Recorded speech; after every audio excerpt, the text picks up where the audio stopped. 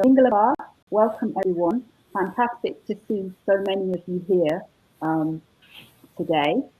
I am delighted to welcome Nason Bimbe, who's going to be talking to us about open access repositories to support distance education in Myanmar.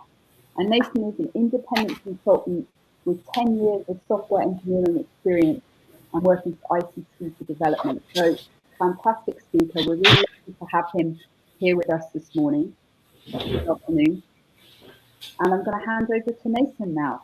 So thank you very much, Nason. Oh, thank you very much, Beck.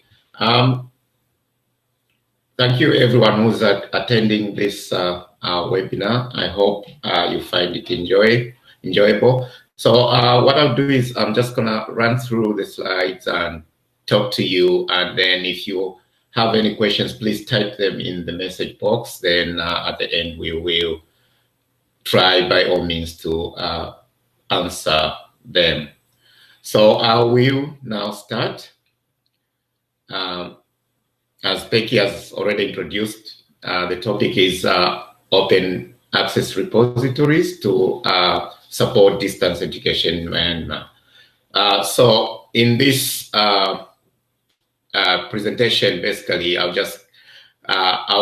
cover some sort of introduction and then a brief description of what open access is, the approaches that you may want to take in Myanmar if at all you want to leverage the power of repositories in whatever you are trying to do in terms of open access plus distance education support.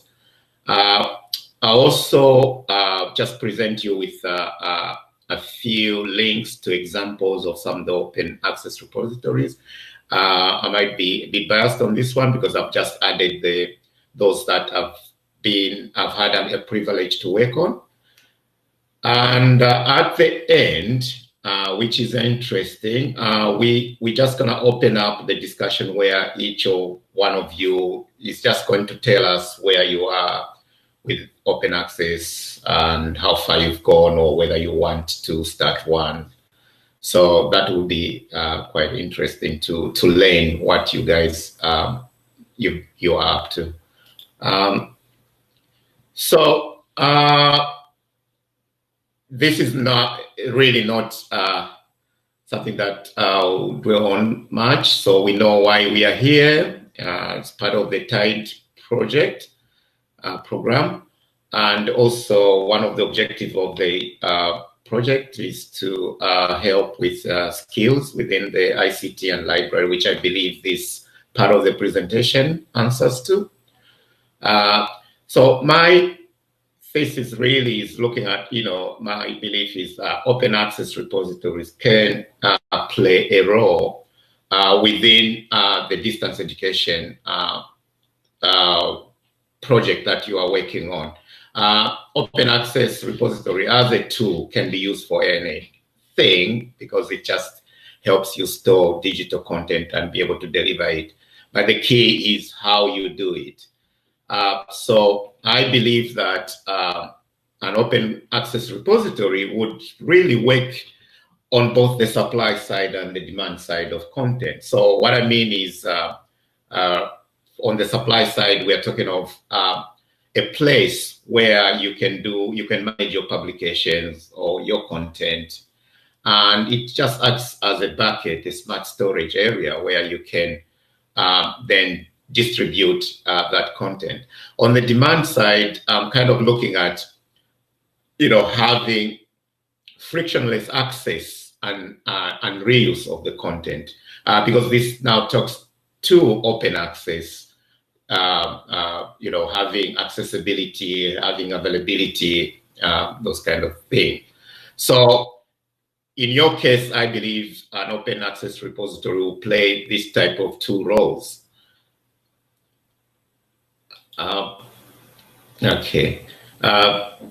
This is what an open access repository, never mind, I know you cannot read most of it, but I've summarized them at the end. I'll show you the slide at the end.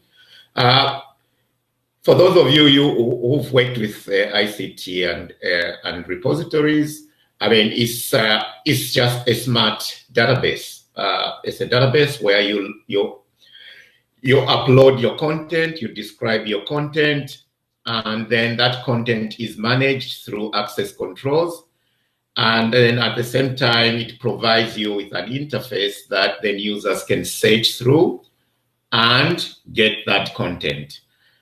In terms of getting to that content, there are two ways. One is users can know the URL of that content and then be able to go and access it.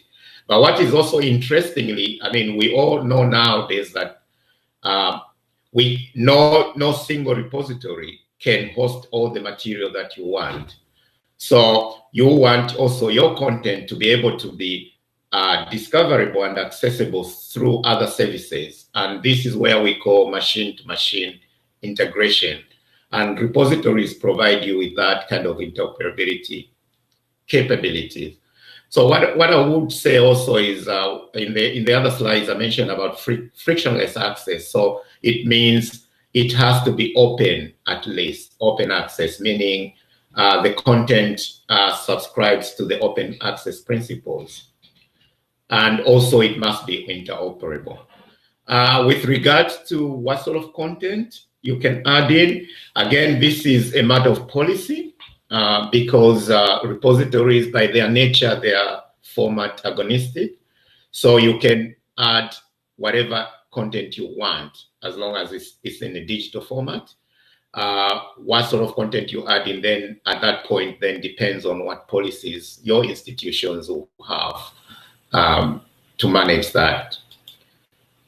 So these are the key points. So an open access repository is just a means of managing, storing, and distributing digital content. It can take any form of digital content, and it provides you with a way of describing that content in a standard way. And for those of you who have library knowledge, there is this default standard called Dublin Core. Then the other one is, or the offer of, to expose that content in a machine-to-machine way. This is also critical in the way you want to use the repositories. Repositories, when they started, they have created a space for those that don't have the skills, don't have the money to be able to make their content available. And what has, since the past 10 years, 10, 20, 15 years of open access, there's been now kind of agreement on what are those benefits that we can accrue from having an open access repository. And I've just listed some of them here. It's by no means the order doesn't mean that the one on top is important, but they are all some of the benefits. So when we look at discoverability, by making your repositories, in putting it in the repository, there are more chances that, big search engines like Google Scholar, Bing, will be able to get that content and be able to expose it to your users.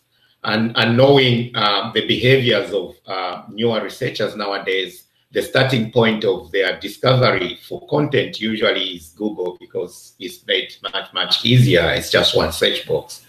And then if your content is in that index, then chances are that people will come to it. Also, repositories allow your content to be listed in some of these open access aggregators. One of the most important aggregator is the Open Door. That's the directory of open access repositories. There are others. One of the one that I like is the Core at the Open University, which has got a lot more capabilities in the way the content is actually exposed and linked together with other content, and also the analytics behind it, because they use counter compliant analytics. The open access impact, there is evidence that suggests basically that open content published in open access repositories, that's including journals in open access journal systems, are more likely to be cited in other publications. The idea behind that, I think they discovered, is that because content is not behind a paywall, therefore a lot of organizations, especially on the practice side in the NGOs, are able to access that content. And I also believe that within the distance education in Myanmar, a lot of people might not have the necessary resources to pay for content. So having these services allows a lot of people to participate in the discussions. The preservation part of it, repositories allows also an institutions to manage their content. They can manage their content for the long term, for posterity's sake, but also it allows that content to be available regardless of the format in the future. We know technology moves very, very quickly. So maybe PDF reader might not be there in 10 years' time, but at least your content, if it's in a place that has that kind of preservation capabilities, then you are more likely that that content will be accessible regardless. Persistent identifiers, repositories by their nature also allows for persistent identifiers. As we move into the whole concept of open science and integration of content, persistent identifiers allows for easy linking of content, because a persistent identifier is unique to that digital content. And also it provides, it helps in avoiding link roads. What we mean by link road is where, assuming somebody has bookmarked a link, but that content has moved to another service, then that link is broken. But within the persistent identifiers, i.e. things like DOI or even handle service, that content can still be accessible, because the services, the handle, the DOI can manage the resolution of where that content has moved to. We've also got ORCID, which every now researcher is supposed to have, because it makes it easy to link your publications or your work easily. One of the next one is the reusability, interoperability.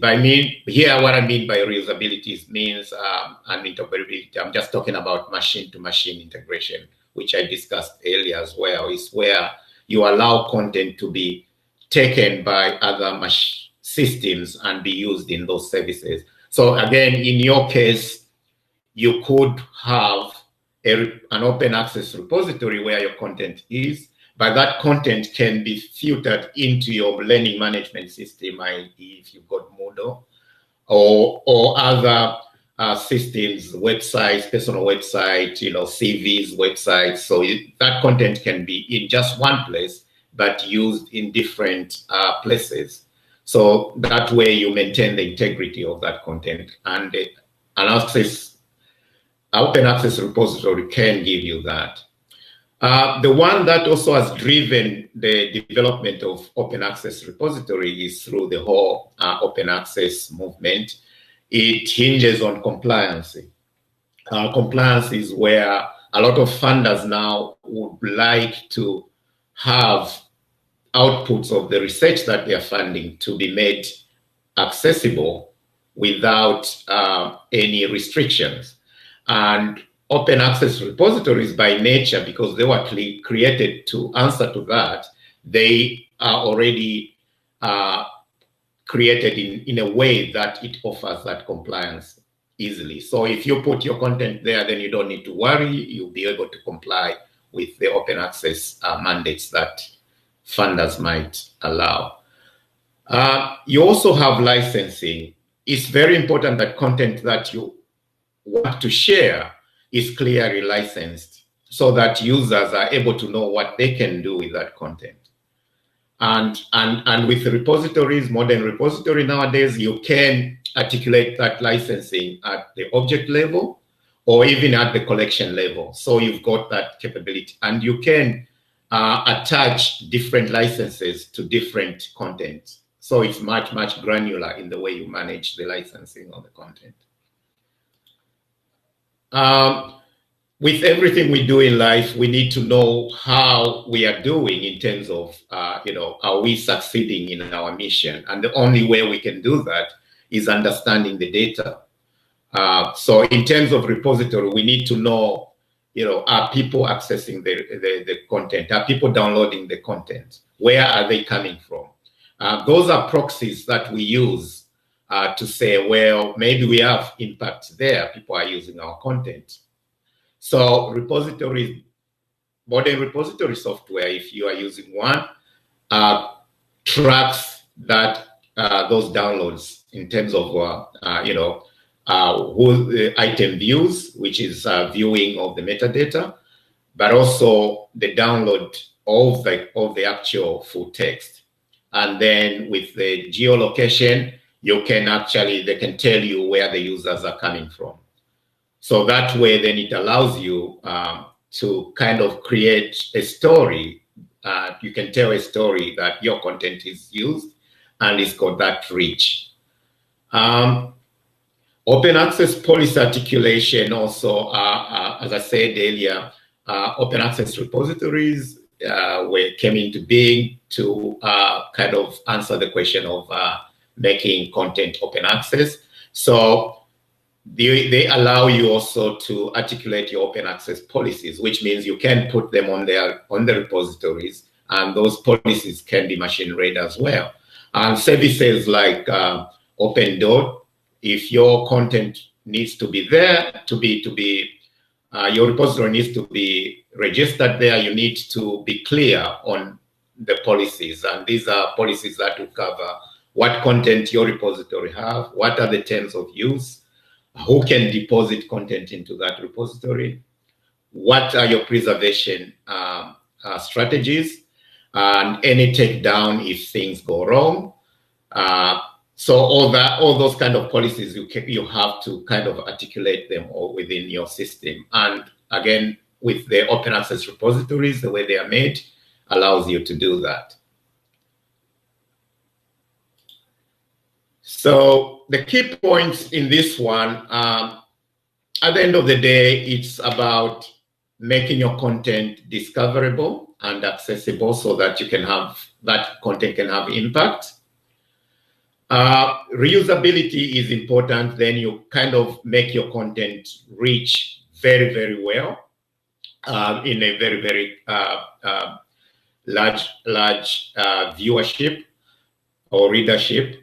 Then the whole managing of compliance is important. Then licensing, insights. These are statistics. We need to know, how our repository is doing. And lastly, but not least, is the whole policies. You need to be clear of how your content should be used and how you are collecting that content, because that allows people, when they see your content, they can attach some sort of credibility to that content. So in terms of Myanmar, really the key here is as the topic says, is how can we leverage these open access repositories to help,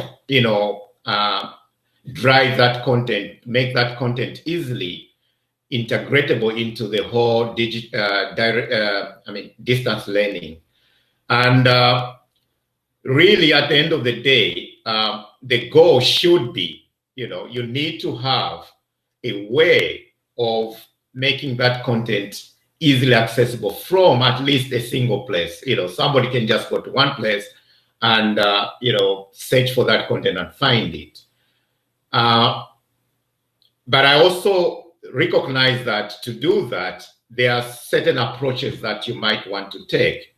I'm not conversant with Myanmar, but I believe it's a very large country. We've got a lot of institutions. So the approach really will depend on how you work together, but also how the politics operate within the institutions themselves. So there are two ways you can achieve that, having a single access point. The first approach could be, the whole country, backs one repository. So you have a single repository where every institution adds content to that repository, and then people can use it. That is achievable, but I mean, the advantage of doing that is that at least you have one single repository where everybody can add content. But there are also disadvantages. For example, institutional policy alignment could be a challenge. One institution might say, we don't want our dissertation and thesis, for example, to be open access or to be on the repository. Others might want that. Some might say, we want to add extra metadata. How does that work? Then there is also the governance of that. You need to have to work together. For you to work together, you need to have some sort of a governance system that everyone respects, which can be a challenge. The long-term sustainability is another one. Who pays for what? Who hosts the repository? So without maybe central funding or anyone chipping in, it becomes another issue. The other approach you could take is a distributed open repository approach. This is where institutions are allowed, based on whatever they can do and their mandates, create their own repositories. But at the end of the day, you also create maybe the central body, or under agreement, create an aggregation service on top of that. That aggregation service then can pick content from different repositories and be able to expose it. You can expose only metadata at that time, but the download can happen on the repositories themselves. So you don't, the repositories themselves don't lose the traffic on the download. I think this one is much better, although, I mean, the only disadvantage is you have another layer of service that you have to be created on top of that.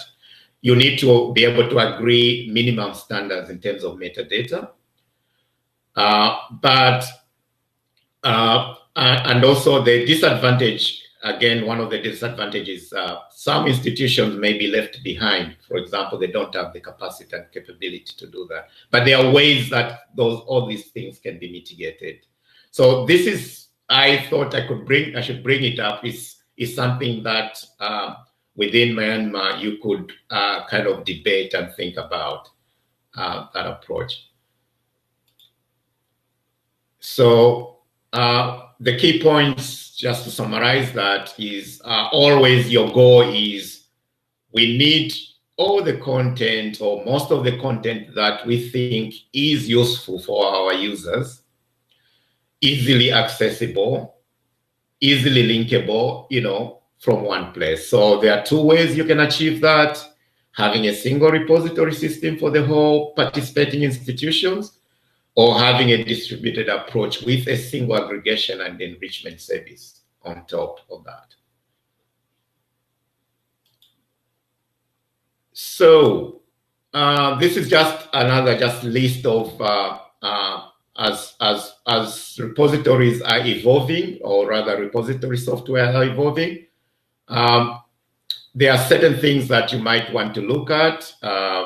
These are, whenever you want to set up one, you have to look at what interoperability capabilities it provides you.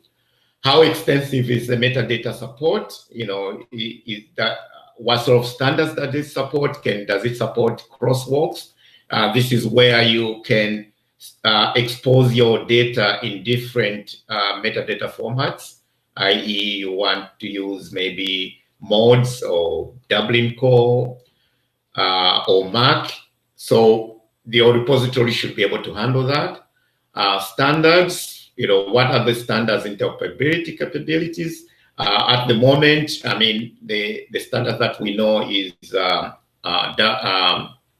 OAI PMH, although now it's been improved with open access resource, OpenO, something like that, which allows you to be able to harvest even the full text. But there are all sorts of other standards that you can look at. The other one, does it support persistent identifiers? It's very, very important. Ease of use, again, it depends how you define that. But what I mean by ease of use is users should be able to just, go to the site and be able to use it easily. It has to be easy to customize. You need to give it your own branding, your own look and feel so that it belongs to you. It has to support responsive user interface. This is where we are saying in a lot of countries, access is not done through a big screen. It's normally done through a small screen, like a mobile phone. Does the user interface be able to adjust according to what device or what screen size you are able to use, so that everybody, has a much good user experience? Support for analytics is also important. The newer repositories going forward, which a lot now are, they are able to also support other entities. I know DSpace is doing that. Invenio is also doing that. This is where we are kind of looking at, can we describe people within an organization unit, equipment, data? This really looks down to, it can give you opportunities to support open science endeavors, where you can have your data, the equipment that generated the data, the people involved in that project, the outputs, so all those kind of data points can be linked together in a nice way. This then opens up the whole idea of, research information services, where you can understand the breadth of what you are doing, your content. The other key point, especially when it comes to open source software, is always look at the community. It's the maturity of the community that defines your software, whether it's going to be there for long term. So it's looking at, how big is the user community? How big is the developer community? How do they manage their development? Do they have tools do they use Git? Do they use, things like Confluence to manage their operations? So that also tells you whether that software, once you install it, is going to be there for a long time. It's going to be upgraded. It's going to be, useful. And then always try to follow recommended best practice when creating these systems. I would say, though, that it's just a word of caution. Normally in open source software, there is no one, standard way of doing things. Everyone can have their own standard, but within the community, they've kind of put together the best practice that you have to follow. That way, then it helps you manage your upgrades going forward, manage the system without a lot of problem. So those are the kind of things to look for when you are trying to select what sort of software you're going to use for an open access repository. So just a few examples. As I said earlier, these are some of the services that I've worked on. I used to work at IDS, where we have the Open Docs repository. It's based on DSpace. with this repository now, what it plays a role as a platform. By that, what I mean is all open access material that needs to be stored is actually starts life in the repository.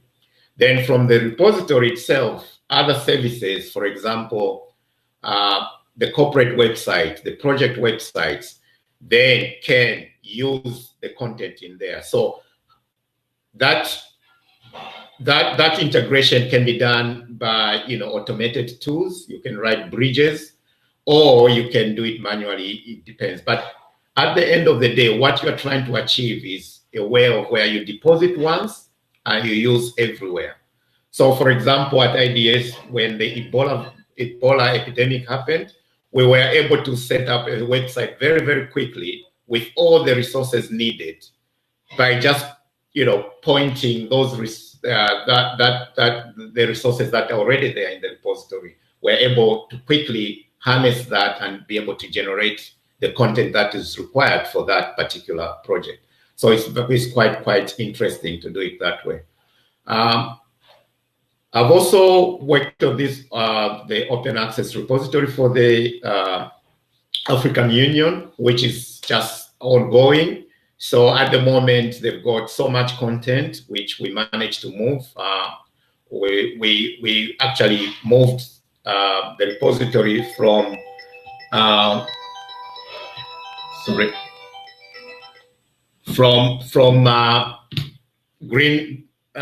from Greenstone to this space. So now we are trying to explore the whole process of trying to use the deposit once, use everywhere.